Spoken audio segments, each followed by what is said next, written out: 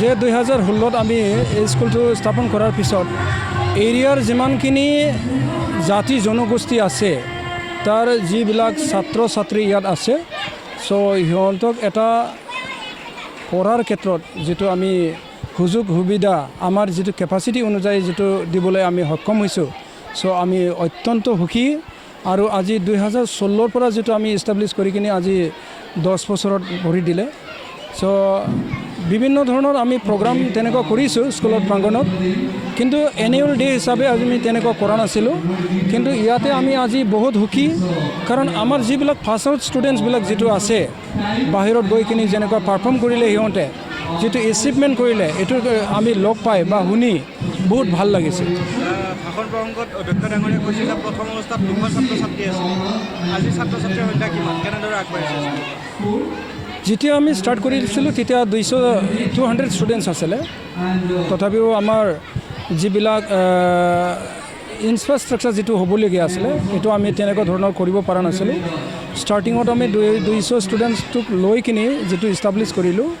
তাতে আমি বালবাটিকাৰ পৰা ক্লাছ 5লৈকে লৈছিলোঁ ষ্টেণ্ডাৰ্ড 5লৈকে চ' আজি যিটো অৱস্থাত আছে এইটো 1200 ষ্ট্ৰেংগত আছে তেখেতে আমাৰ ওচৰতে থকা যিটো SSB কেম্প আছে 23rd BN চ' ইয়াৰ commandant officer Barun Kumar sir আহিছিলে চ' তেখেতে সমূহ বক্তব্যৰ জৰিয়তে আমাৰ ষ্টুডেণ্টছবিলাকক যথেষ্ট উৎসাহ তেনেকুৱা দি গৈছে আৰু পেৰেণ্টছবিলাকো তেনেকুৱা অলপ এৱাৰনেছ টাইপৰ তেনেকুৱা বক্তব্য ৰাখি থৈ গৈছে। একচুৱেলি মিডিয়ামটো এটা প্লেটফৰ্ম হয় এইটো এছামিজ বা বড়ো মিডিয়াম বা ইংলিছ মিডিয়াম এইটো এটা মই যিটো ভাবোঁ আৰু কি ইংলিছ মিডিয়ামত পঢ়িলে যে বহুতখিনি এক্সপাৰ্ট হ'ব পাৰে অকল এইটোও নহয় বড়ো মিডিয়াম এছামিজ মিডিয়ামতো পঢ়ি কিনি তেনেকুৱা মানুহে নিজৰ লাইফ গঢ়িব পাৰে কিন্তু এটা ইংলিছ মিডিয়ামত দিয়া কাৰণটো হ'ল আমি বাহিৰত গৈ কিনি যেনেকুৱা বাহিৰৰ মানুহৰ লগত যেনেকুৱা কম্পিটিশ্যন কৰিব লগা হয় ইংলিছটো বহুত দৰকাৰী আছে আৰু ইয়াৰ কাৰণে আমি ইংলিছ মিডিয়াম CBSE আণ্ডাৰত খুলিছোঁ এতিয়া আমি ইংলিছ মিডিয়াম স্কুল খুলিছোঁ যদিও আমি যে এছামিজ বা বড়ো ছাবজেক্টটো আমি ফিজ ভৰাই ৰাখিছোঁ এইটো নহয় উদাহৰণ হিচাপে আমি এইটো বছৰত আমি ক'বলৈ সুখী পাইছোঁ যে আমাৰ স্কুলৰ পৰা বড়ো ছাবজেক্টত 99 মাৰ্ক পাই পেলাই আৰু 98 পাই পেলাই বড়ো ছাবজেক্টত পাই পেলাই গোটেই অসমত CBSEৰ আণ্ডাৰত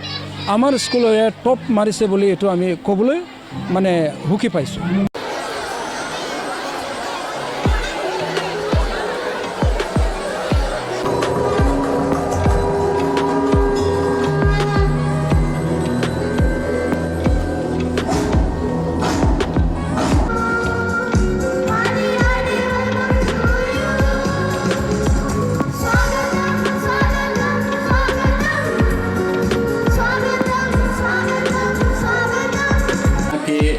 क्षेत्र के बच्चों को ऐसा प्लेटफॉर्म देता है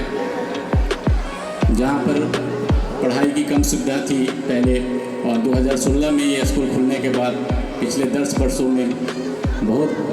स्कूल ने प्रगति किया है तो इसके पीछे सभी जो यहाँ के टीचर हैं उनका मेहनत दिखाई देता है। हमारा जो SSB का कैंप है यहाँ से करीब 8-9 किलोमीटर दूर है और हमारे कैंप में लगभग 200 फैमिली रहते हैं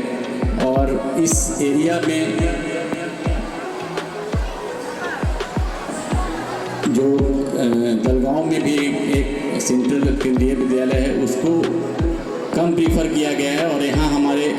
ज़्यादा बच्चे स्कूल में पढ़ने आते हैं तो इससे पता चलता है कि स्कूल ने अपना एक अच्छा रेपुटेशन बना के रखा है और यहाँ पर लगातार बच्चों के पीछे मेहनत किया जा रहा है।